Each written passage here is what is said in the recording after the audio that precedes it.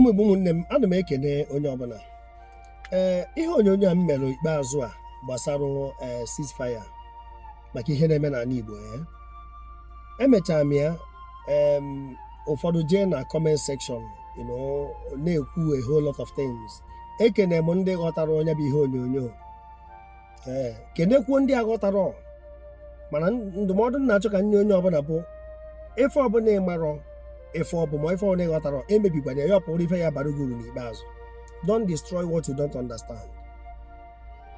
Ọkwa ịfụrụ ihe a na-eme n'ala Igbo, wee nyecha ọmarịcha ndụmọdụ a nye, zie ya ka ozi ọma, dọọ aka na ntị, wee tụta alụ ka e nwee ceasefire.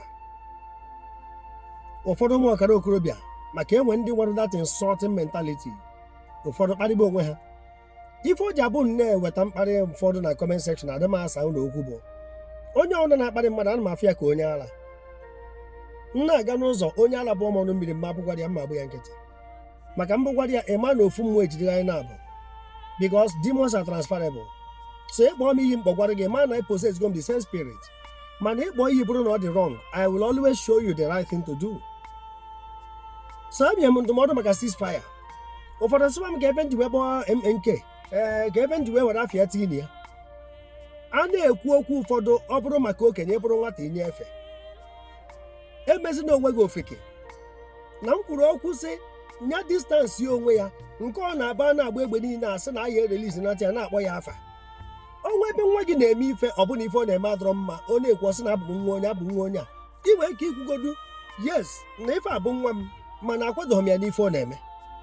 I distance yourself from the evil doing. So ụdị egbe ọ na-agba na mmadụ na accusations and the counter accusations, ụdị ife ya na onwe ebe ahụ were sị mba na ife a o webugo mgbe o kwuru ya na agbarapụ ya na ọ ya akwụsị insecurity within 2 days. Mana nke bụ eziokwu na anyị gado aka na ana, onye ji na ka isi na-ete aja. Anyị gado aka na ana sigbe ọnwụ, o nwecha ndị mfụrụ sị na ọ ya nọ na prison wee kwuo ceasefire. Akwụnụ furu obodo a kemgbe anyị na-eche na Britain ya bịa tiri ya ọnụ, onwe n'ife menụ. Ife niile abịa ife a na-alụ alụ. We have to apply wisdom. Uche ka anyị eji, mana ana m ekwu ya kịta, ife okenye fụrụ sụọ ude, nwata fụ ya ọpịa aka ọgbọ ma okorobịa. Ife a bụrụ ife eji okorobịa eme, ewee na mkparị chụsasịa ndị okenye kwesịrị ịtụta alụ, maka ụmụazị pụta ebe ụzọ gbara ya nọ, ha jụọ ndị okenye ese. Oge nna ya Ojukwu nọ, o nwere interview ya dị online ebe o kwuru na agha a nụrụ abụrụ agha Ojukwu na agha ndị Igbo. Ọ bụrụ individualistic ideology ka eji wee nụ agha. Otu a ka ọ dị na nke ha na-eme na. Ọ bụrụ the idea of an individual, kpata na ọ na-abụ mmadụ tiri anụ ọnụ, efu very few people ha buru ya n'isi, personalize ya, kpọba iyi, threaten ebe mmadụ. Onye batara ọtụtụ ndị a na-eti izi ọnụ, ma ndị etinye igoro, ma ndị emegoro attack and so many other things, ma ndị a na-echi warning for what? Ife gbasara Igbo or your personal enterprise or your private enterprise or your family business. Ihe ji nọrọ ebe ị nọ, ebe aka unu nọ mgbe anyị na-eme agitation ma na egwu ma na ozi ọma. Ịma mgbe mbido early 90s, enwecha so many tracks ha ji wee egwu maka ndị Igbo, ife a na-eme ndị Igbo na ife ndị Igbo na-eme onwe ha. Nya ka unu mapụtara ụfọdụ ụmụ ọkara okorobịa amara aka ndị na aka ebe, ekwugharị ha na ịnụ ha na bịa n'ọnụ mmadụ, ya anụ dị fra ikere ọgụ mmadụ ama izo n'okwu nya na Igbo wu private compound nna gị. Ana obi gị ekenyere gị ana Igbo, gị nwa ya ekwu ndị ya abata na ndị ama abata, gị nwa ya ekwu ndị ya ebi na ndị agha ebi. Unu ya ejipụta na comment section na-akparịsị ndị mmadụ. Oge a na-akparị ndị okenye ka m na-asị si kwụsị na ife a. Ụfọdụ sị mbụ gịnị, ọha na eze ndị ori, ọha na eze nke ọha na eze nke kedu ebe o bujere anyị? Anyị na-ekwu okwu freedom from obodo a, mana ya enwere freedom indoor. Before ikwuba okwu external freedom, ke maka internal. A na-esi n'ụlọ mara mma wee pụta iro. Anyị gbaka ụkpaka, ụfọdụ sị na ha bụzi Idu, na ha bụrụzi Biafra, ụfọdụ sị na nke a na create names, enwe different factions. Ndị oyibo kwuru ya gboo na ọ bụrụ ha na house dị divided or kingdom, it cannot stand. Ife niile anyị na-awa ekpuru ka nwa mgbada na-achaji karate na to me ọ dịzị ka ebe a na-apụ egwu ọnwa. Ebe na ịfụ onye Igbo, ị na-eglem na ifuru Igbo n'anya, na anyị Igbo na-amasị, ị nwere passion fukwuo MNK n'anya ka m gwa gị eziokwu ife niile unu na-eme alụ ntụta bụ the best. Inene some films no 80s ndị cheta Arnold Schwarzenegger Commando, efu na mgbe ọ na-achọ nwa ya o wee banye n'aka Bose, ọ chọgide nwa ya mebigide ife gbugide so many soldiers banye n'aka Bose. Oge ha batara ebe nwere enough equipment, ife a na-ekwu maka ndị okenye ọ bụrụ maka ndị ụmụazị nọdụ generation. Oge ọ batara ebe ahụ ka ọ attack ya Bose were egbe tinye nwa ya n'isi.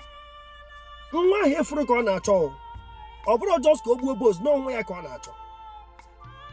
Ị na-eti ya egbe n'isi asị anya gasị egbe agasị egbe, o mechaa gbuo Bose mana ọ ghasagodoro egbe ka a ghara agba na nwa ya. Ọ bụrụ na ịfụ MNK n'anya, ụfọdụ sị na o testigo det mgbe mpe ya na mma ya nwere, esogbu m ekwu ya, mana ọ bụrụ ya ka a ga-eji bụrụ mgbe ọbụla a na-eji ikpe kwuru ikpe, a na-ejesi kọtụ back to back ka ama ma anyị enwe soft landing. Oge a ka a ga-eji nwee katakata ụnụ afọ na ọ dịka onwe political undertone. Ọ ya ka m ji wee sị nyakwukene ceasefire ka a mara uzie onye ya enupụ isi. Ọ na okwu onye mbụ omero o gosigodo na amadụ ga-ebe ọkwụ, nyekwukwazie ya ọzọ. Ụfọdụ sị mbọ gịnị ọ ya na ebe a kwuo ceasefire na-asị jide ya. Ọ bụrụ na gị maka eji ebe afọ 4 years obi adịghị mma, eburu ozu onye ọzọ dịka ebukwu nkwụ. Ọ bụrụ na gị ka eji ya na ebe a na-akpọ ekwe nkụ, ya na ebe a na-efe isi bakabaka.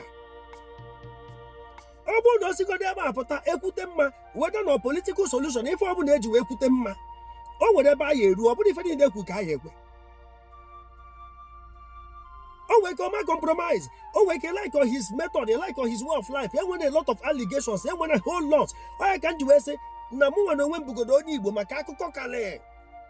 Onye abụ onye a, onye ebe onye a, onye ebe onye a, onye na nwanne ya yi egwu a na-atụ ya. Onye nwụrụ n'ụka aka na-akwa. Esi m na ịfụra ndị Igbo n'anya. Nwanne gị kwugharị gha ya eze, nwanne gị kwugharị ebe mba. Ọ bụrụ na this generation nọ kịta na unu nọ mgbe nna ya Ojukwu gba na Ivory Coast, o mechaa nata enye ya data presidential pardon, unu ya sị anyị abatakwana mbụ gịnị ya nọrọ ebe ahụ ọ nọ ka e finish this war. Mana ọ nata debekwa arụ, ọ nata calm down, a na-asọkwa ya anya maka ife agụ ji akpa ike dị ya na mbụ. MNK nwee ike ịpụtagodu jegodu for health check-up, dịgodu restored health wise. Anyị ka kuru ume atụtago malụ ka echenje ma strategies a whole lot. Ife na-emebi narị anyị n'ala Igbo. Ị na-ege ma radio station so many things, efu ọtụtụ ndị Igbo ka ọ na-abịa emebi ife n'oyibo, ha sụọ Igbo fluently, mana abịara n'asụsụ Igbo ife onye Igbo ọfụ onye Igbo ibe ya sụrụ Igbo ọ na-agbụ ya gharị. Ọ sị na onye atrakwa n'ịsụ Igbo, onye Igbo ya mother tongue ka asụsụ kwesịrị ịbụ number 1. Anyị na-aba into extinction ma asụsụ anyị, omenala, a whole lot of things. So ife anyị na-amụta wa ife mba, anyị mụta ya gbakarịa.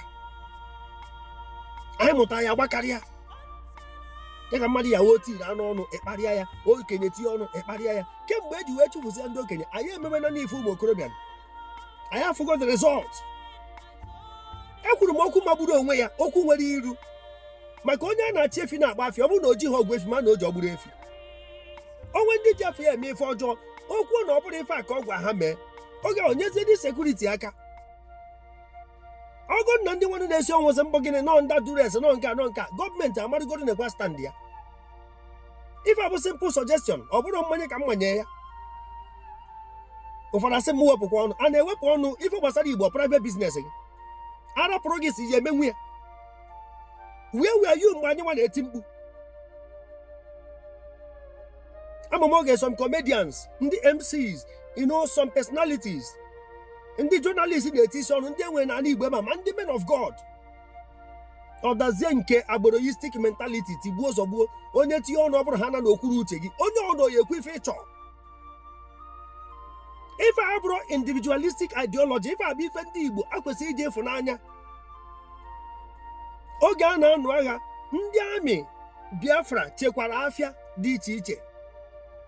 Oge eji agba ọsọ ma achọ ịtụ bọmbụ ma enwe information na enwere some strangers oge ahụ, mana ha ya echekwa ụmụ nwaanyị, chekwa ụmụazị, ụmụ nwoke nọ n'iru ọgụ.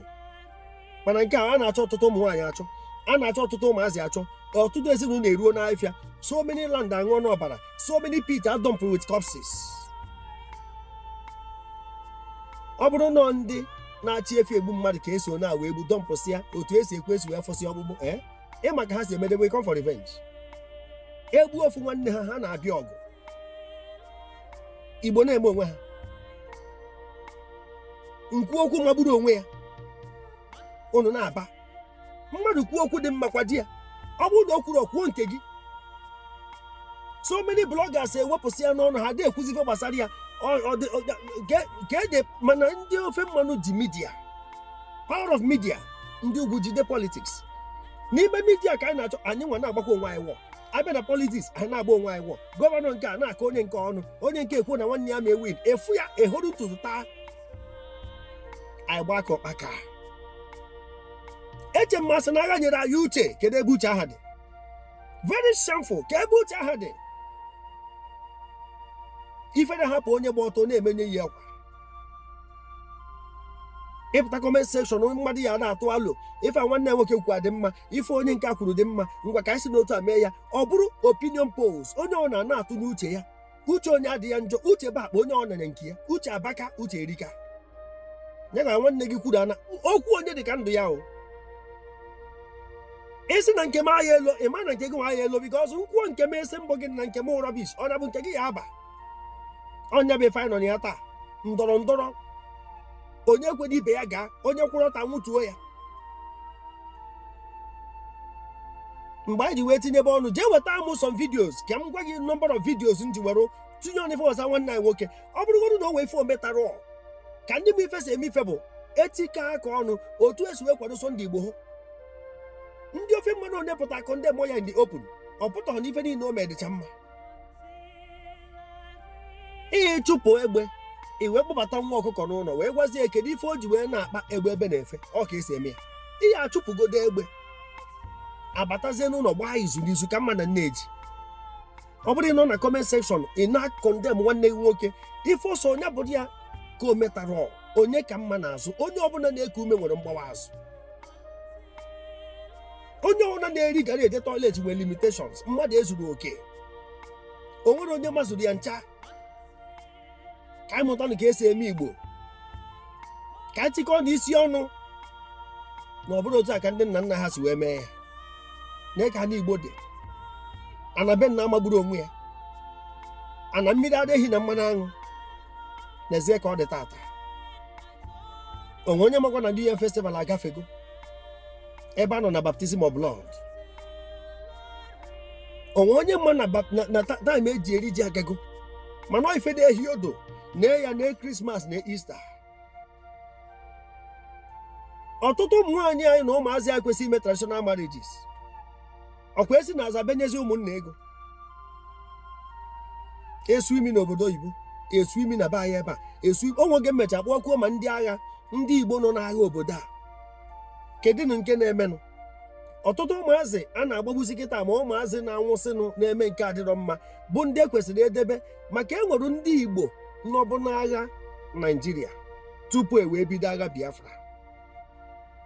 Oh yes, oge ha enwe Nigeria enwe ndị be anyị bara amị. O ruzie mgbe nna anyị Ojukwu declared independent state of Biafra, ndị agha bụ ndị Igbo nọ n'agha nọ na ndị agha Nigeria agafeta bịa n'ọrụ ndị be ha ọgụ. Ọ ka esi eme ya. Ifuzie nwanne gị onye polisi igbuo maka na o kwetara ife ị na-ekwu ozugbo ozugbo. A na-convince him is by conviction or by force. Ifu nwanne gị nọ na amị igbuo. Ifu nwanne gị nọ na navy igbuo. Ọ bụrụ ka esi eme. Anyị ebizikwa ebi. Ọ bụrụ ka esi eme. Anyị so na-azọta ya. Ema na nsogbu dị. Ị ataki ụka, ị ataki omenala, nke o nwere ife sọsọ nke gị. Sọ nke gị ọkọrọ nke m akọghị nke onye ha mara akọ. Sọsọ nke gị bụ ife dị mma. Ebe ka esi na ha eme. Mmeji wee tụtacha alụ dị mma. Iru otinye nke gị ma onwe ebe m ekwutere ịgbazielu m. Ọ ka esi eme ya. O nwere onye mazuru ya ncha. Nya ka ịkwụ ọtọ sịbasị m wepụkwa ọnụ ebe a. M wepụ ọnụ ebe a. Onye ihi ka mbụ. Mwepụ ọnụ onye tinye ọnụ.